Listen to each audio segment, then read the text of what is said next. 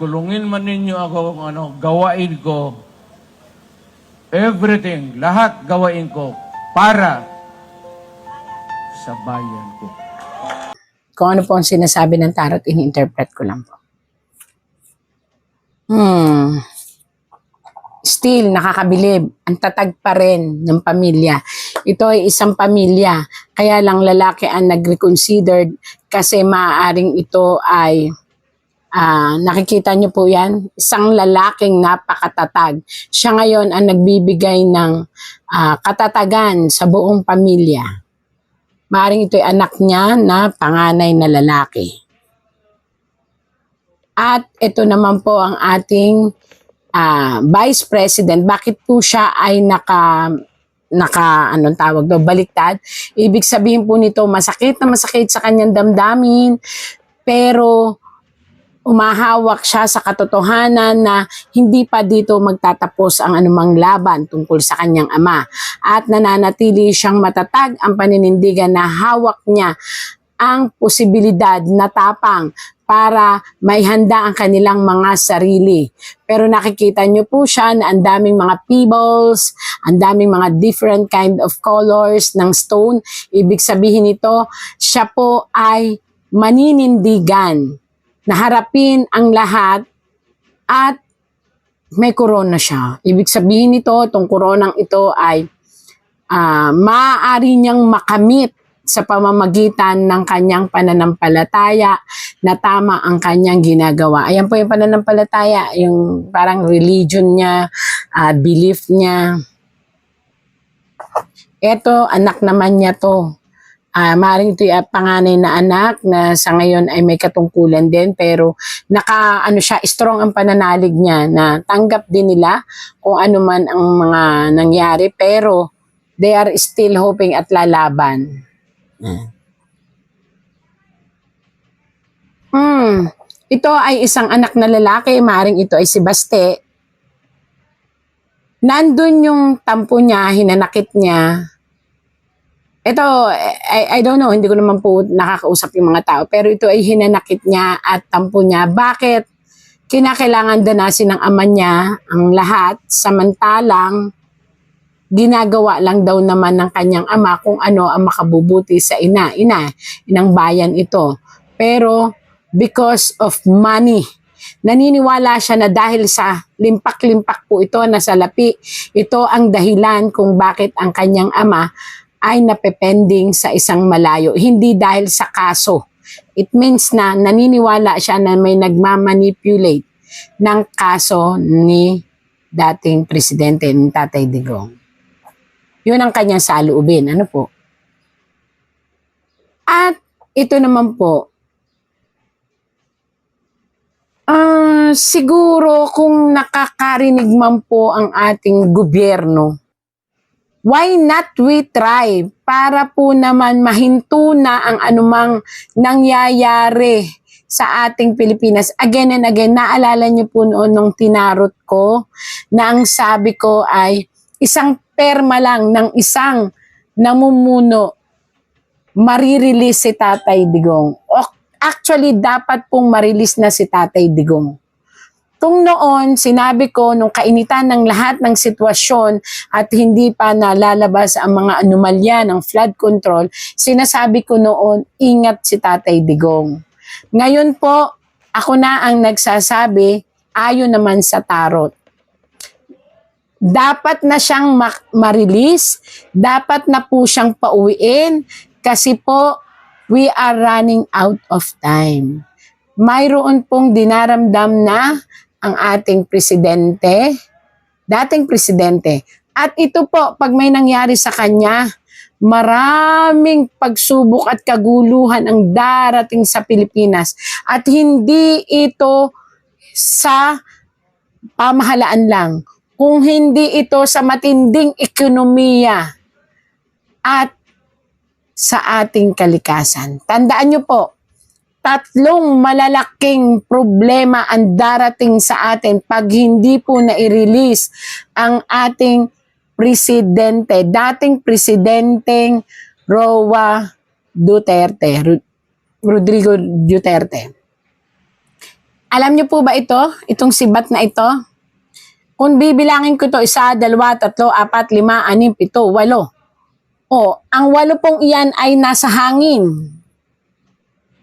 Ang tapos nasa ulap po yung 2. Ay, hindi. 3 pala ang nasa ulap. Ang ibig sabihin niyan, didepende na ito sa kalikasan. Pangalawa, ekonomiya. Totally pong babagsak ang ating ekonomiya. Naalala niyo po yung dati kong tarot na kapag hindi na palabas ang Tatay Duterte, ay babagsak ang ating ekonomiya. Hindi po ba't nangyayari na ngayon? Pagkatapos, sa pamahalaan natin, maraming gulo, maraming pag-aaklas, at talagang napakadami pong darating na problema sa ating gobyerno kahit ano pong gawin ay hindi na malalampasan. Ekonomiya pa. Pangatlo, ano po itong pangatlong sinabi ko sa inyo? Ang kalikasan. Hindi nyo po ba napansin? Ito po ay hindi na to hindi ito ako nananakot. Tarot po ito ang nagsasabi. Protected by the nature. Pakiusap po. Ako po'y nakikiusap na. Pag-isipan nyo pong mabuti. We are running out of time. Pag ito po ay nawala, at mismong doon po nalagutan ng hininga sa kulungan, marami pong mangyayaring unexpected. At maniwala po kayo, hindi matatahimik ang Pilipinas. Kahit sino pa ang magsabi na kaya nilang ibalik ang estabilisasyon, hindi na po. Kaya dapat po ito. Perma lang po. Ayun o. Ayan na nakalinaw o. Isang concern lang ng pinakamataas sa gobyerno natin. I-release yan. Wala nang usapan. Bakit po? Lalabas naman po ang katotohanan na ito lang talaga ang sagot. Itong nakabaliktad na ito. Ano po ba yan nakabaliktad na yan? Isang tao na ngayon ay nalulunod sa isang problema kung paano niya ire-rescue ang kanyang sarili. Dahil, ayan po, ang dami pong pera na mauungkit at mauungkal sa kanya. Maaaring ito po ay maging lead upang siya ay maparusahan. Hindi ko alam kung sino itong taong to, pero mataas na tao po ito na siya lang ang may karapatan para magkaroon ng release ang ating presidente dati na si Tatay Rodrigo Duterte. May sakit po siya. Actually, ito po ang sinasabi ng tarot. Hindi ko po siya alam. Hindi ko po siya nakakausap. Bukod po doon sa kanyang memory, ito po, bakit nagliliwanag? Meron po siyang dinaramdam sa kanyang isipan. At nakikita niyo po ang kanyang yung kanyang pakpak. Ibig sabihin po ng kanyang pakpak, ito po ay sa blood system, sa blood circulation. Makikita niyo po yung heart niya. Actually, karamdaman po ito. Siguro naman po ay may nag-aalaga doon na doktor. Actually, tarot lang po ito.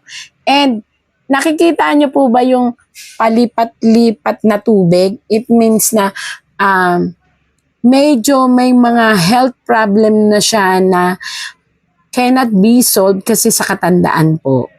So, pero still, guided pa rin po siya ng Other Almighty God. Yan po. Ayan o, may daan na ginto, papunta doon. Alam niya may daan na ginto papunta doon sa may liwanag na araw. Talaga pong kahit saan ko tingnan, hindi po ako sasabihin yung ako ay bayaran, hindi po. Ayan po ang tarot po. Yan, ginto papunta doon. Kayo na po ang tumingin. Ginto papunta doon sa may araw. Ibig sabihin, nasa lahi niya ang magbibigay ng magandang konsepto sa Pilipinas. Hindi man po siya ang makabalik. Dahil nga, iba na ho ang tingin ng tarot sa kanya. Isa rin sa lahi niya, ang muling mabubuhay na malakas at uupo. Siya ang makapagbibigay ng liwanag Wag lang ko kontrahin ng mga pilosopong umuupo. Sila po ay talaga nakatakdang magbigay ng liwanag sa bansang Pilipinas. Yun po, sila po talaga, ang lahi niya ang nakatakda.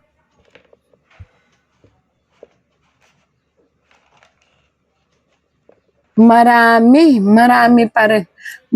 pa rin ang nakikisimpatya sa tatay natin. Halos lahat po. Actually, hindi ko alam kung sino ito. Dalawang tao ang nakikipag-usap. Ito po ay tarot lang ha. Ako'y tagabasa. Itong dalawang taong ito, dalawang taong ito. At isang malaki. Pag sinabi po nating red tapos may ganyan, may kinalaman ito. Hindi siya, ibig sabihin kapamilya. Pero siya ang humahawak. Parang isang caretaker. Maaring ito ay sa ICC. Kasi nagre-represent ito ng isang humahawak sa mismong taong ating hinuhulaan. So, ibig sabihin may dalawang tao daw po na still nakikipag-communicate, hindi ko alam, sa ICC. At itong dalawang taong ito ay may kinalaman para makalaya ang ating mahal na dating presidente. Ibig sabihin, kapag itong dalawang ito ay nag-conceive at pumayag, makakalaya po. Ito po yung Pilipino, dalawang Pilipino.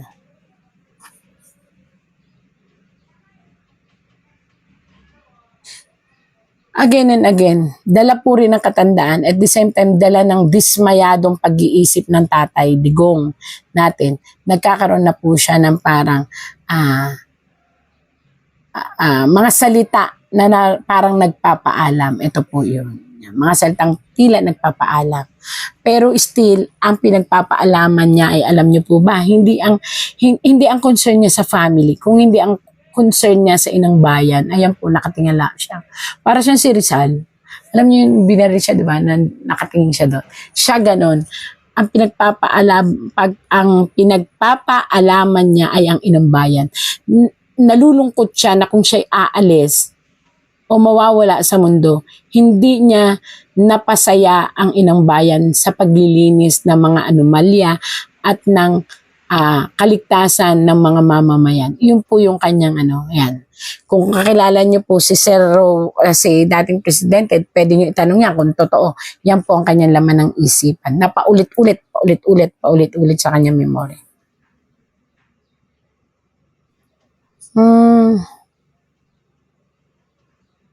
Magtutwist po. Ito po ay sabi po ng tarot, magtutwist po ang lahat ng mga ginawa ng ating mga kumalaban kay Tatay Digong. Sila naman po ang mapapailalim. Ito po'y kapalaran. Kung ano ang ginawa sa kanya ay gagawin din sa kanila ng mga tao. At kung ano po ang sakit na ibinigay sa kanya, ay dadanasin din po ng mga tao na hindi namulat sa katotohanan.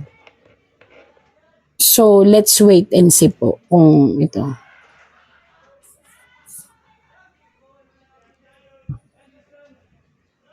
Mamili lang po ang ating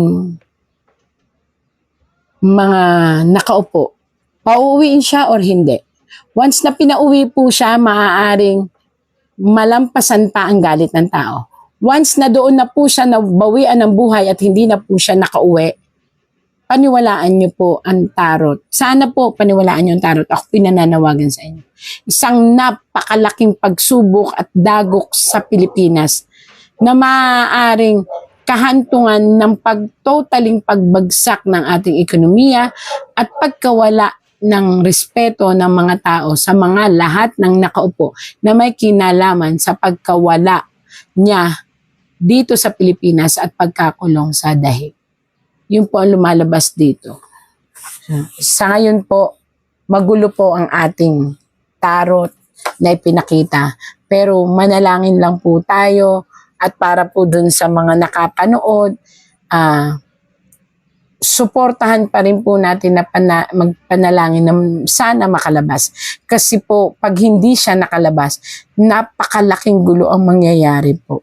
at hindi na po ito makukontrol ng ating gobyerno. Matagal ko nang sinabi si Inday Sara ang susunod na presidente. Nakatakda siya maging presidente. The goddess of destiny has anointed her to be the next president of the country. And no force on earth in this country will prevent her from accomplishing the anointment by the gods of fortune.